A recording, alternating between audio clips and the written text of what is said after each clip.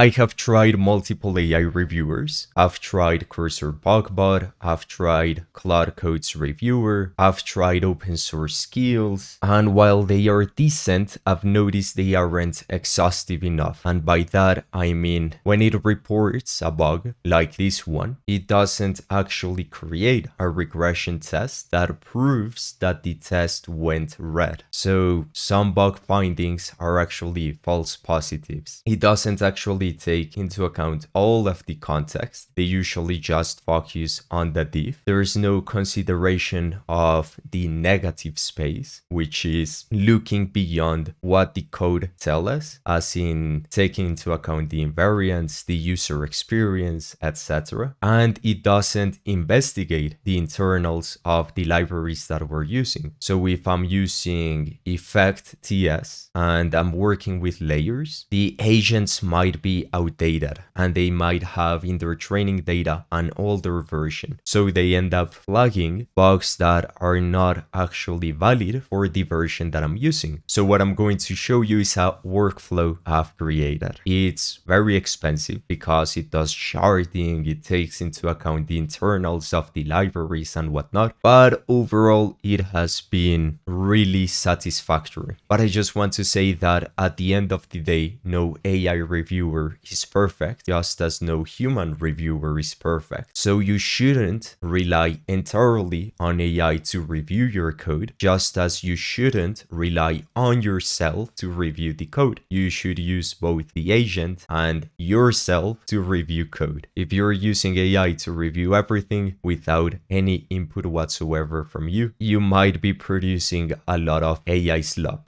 Anyway, you can find my skills and my agents in the description, but I have a skill that is the Orchestrator. So it is the one that will spawn parallel sub-agents. It will optionally shard the agents. So if the PR scope is huge, like a gigantic 10,000 line PR, instead of spawning just 4 review agents, it is going to shard by scope within the PR. So it might spawn 30 or 40 agents instead of 4. And it is going to ultimately validate each finding and see if it holds true. So let's take a look at how this works. So the first step to the agent is to determine the review target from the user's request. So in other words, the PR diff against the base branch against main, the staged changes or uncommitted changes, or a list of files or directories, or whichever scope the user provides. And if the user, so we, have not provided enough scope to know what to review, then it is going to ask us for the review target, and it is not going to guess, which is very important. And here I have a set of rules on how it should take into account this scope, and that is treat the user's requested review target as the boundary. So in PR style reviews, changed hunks are the review surface and changed files are context, but not the automatic scope. So I tell it to not expand the review into unrelated areas. I've noticed that tons of review workflows, services, agents, they end up doing scope creep. So they end up flagging pre-existing code when you want the reviewer to focus on the actual lines that changed. And I have a negative space guideline. So reviewers must look for obligations implied by the requested scope but absent from the diff, such as missing colors, registrations, migrations, auth checks, rollback paths, etc. So you'll notice that in these skills and the prompt agents, I mention a lot of these terms, even if they are not entirely applicable to every single review, because some reviews might just be GPU specific, so an auth check is worthless. But the reason I mention all of these terms is to make the agent consider all of the different cases. If you just tell it review this PR, then it is again going to focus on the context it can find in the PR. But if you tell it take into account security, performance, clean up paths, tests, then it is going to look for all of that, even if not immediately applicable. And here I say this does not relax scope, a negative space finding is valid only when the requested scope creates the obligation or makes an existing directly connected obligation fail. And then here are 7 rules. The first one is review only the requested target. For diff-based reviews, review changed hunks and code directly affected by those hunks. Read surrounding code only to understand the changed hunks, their inputs, outputs, invariants, colors, callies, and lifecycle. Do not investigate or report unrelated code. If the requested target does not touch an area, do not review that area. Then for public API or could affect consumers' claims, require actual in-repo consumers or concrete evidence that the requested target changes a real contract. And finally, findings outside the requested target's casual scope are discarded even if they are true. And then I tell it that when the review target is large, high risk, or uses an unfamiliar framework, library, domain, or platform behavior, run a short gotcha search before launching reviewers. And then I have this specialized web search agent that will very thoroughly do web searches and then filter candidates that are low quality and then sort them by importance for the query. So it's just an augmented web search workflow. And as we can see, we prioritize credible sources from real engineers, maintainers, official engineering teams, etc. And then here I have the sharding guidelines, which, as I said, if it's a huge PR, it is going to shard them, and then it is going to determine which agents should be spawned per shard. Then it is going to select the relevant reviewers. So I have a logic and control flow specialized agent, a security and input validation, data integrity and error handling, behavioral and contract, concurrency and resources, performance and scalability, then project rules and integration, which is arguably one of the most important ones. You should create a file like a rules.md with hard rules, and then every time you open a PR, either if you're using Cursor Bugbot or a custom workflow, you should always have an agent look for those rules and then validate them against the PR. In my case, I use effect.ts a lot, so I have agents dedicated to effect and then testing and coverage. Then, if I scroll down, we have the fourth step, which is launching the reviewers in parallel. So in the case of sharding, then it is going to spawn a lot of them. And then once all of the agents return, it should deduplicate because there are agents that reach the same conclusion. So in that case, it should look for which ones are duplicated and then filter them out. And then for the sixth step, validate each finding with the general guidelines of is this within the scope of the PR, is the code actually reachable, etc. And then it assigns a confidence level from 0 to 100. So if it says 90 to 100, then it's definitely real, and there's a regression test that confirms the fix and passes after the fix. Then we have strong code evidence, then there's possible, and then false positives. And then it drops anything below 75. And then I have a seventh step, which is verify uncertain findings against source code. So whenever an agent makes an assumption about library behavior, framework semantics, or external API contracts, then the agent will eliminate the maybes by checking against the actual source code. And then it will present the results. And then I have the different agents. So let's take a look at one of them, which is, let's go with the concurrency one. So for the concurrency, I list a lot of things it should look for. So again, if you are specific, you are inherently lowering the temperature and you are guiding the agent into what to look for. So I mentioned race conditions, deadlocks, missing atomicity, resource leaks, infinite loops, event listener leaks, memory leaks, so on and so forth. And then I have the negative space pass so that it looks beyond what it can see and verify the invariance of the system and whatnot. Then the investigation scope, making sure it doesn't look into pre-existing code that isn't directly related to the changes so that it is more targeted and does not report false positives. And then the most important part out of everything I've said, and this is a guideline I have for every single agent agent is telling them to apply the red-green refactor TDD workflow. So this basically means you need to write a test that fails. If it fails, then apply the fix. If the fix passes, then the bug exists. If the fix doesn't, then either the fix is wrong or the test hardness is wrong. This doesn't guarantee that you will get high quality findings because the tests might be written in a way so that the fix passes no matter what, but this is close enough to the best you could get out of these agents. And as I said, you need to review the code. You cannot let the AI agents review everything. So once they have done this whole pass, they have applied the fixes, they have applied the red-green refactor workflow, you need to read the test, see if they make sense. But this workflow right here will reduce token usage since the agent can quickly validate her assumptions, and overall AI slop because the only bug findings you'll find are those that have a failing test case. And as you know, with AI, you have a temperature configuration where you can go from 0 to 1. The closer it is to 0, the less creative it will be. If you tell the AI agents to apply TDD and red-green refactor, then you are by itself reducing that temperature and make it way more targeted. Anyway, once it is done, it will confirm the issues and it will give back the main agent the tests it wrote and the fix it wrote verbatim. Now, if it is confident that the bug exists but the test did not confirm it, then it will report back with a not reproduced, just in case. So you, again, as the human, can review it. And now let's quickly look at the tests agent. This one is a little bit different in that it should focus on the missing test coverage, or if there are superfluous tests or useless tests, etc. But I found this one to be very important because agents like to write lots of low value tests. So if you do this review workflow and tell the agent to apply anything this tests agent reports, then you will get higher quality tests so that once the PR is open and you need to review the actual code, everything will be easier to reason about because tests, again, will be of higher quality. They will not be perfect, of course, but as you minimize AI slop, the better the code will be in the end. So for this, I tell it to target 80% meaningful branch coverage minimum for all changed and added code. And that's just to catch lots of common bugs that the main agent, when implementing a feature, didn't consider at all. And in fact, what I usually do is whenever I'm implementing a feature and I do not want to run this deep review workflow, I just spawn some of these test agents and then tell the main agent to apply all of their findings to clean up the code and to consider different edge cases and the like. Anyway, this agent also has an investigation scope guideline, so the diff, the source code, etc., then how it should work, then what to check. So I have missing coverage, low value implementation restatement, redundant / superfluous tests, implementation coupled tests, invalidated tests, divergent composition test, in that the code composition of the test diverges from the actual production composition. So with production changes, the tests will not catch anything. So the tests need to rely on the real live composition. Then library naive tests, in other words, tests that are restating what the tests in the library are already covering. So they are low value tests. Then incomplete edge cases, then non-deterministic tests. This is very important. So no uncontrolled time, randomness, ordering, etc. This is why the effect library is the most important library nowadays for TypeScript, in that the dependency injection system plus the clock system makes everything deterministic. And a couple more, and then we also have the negative space pass, and that's it. When it comes to writing the report, it should flag each issue with a specific type, so missing test or a low value implementation restatement or a superfluous test, invalidated test, etc. Everything we just went over. And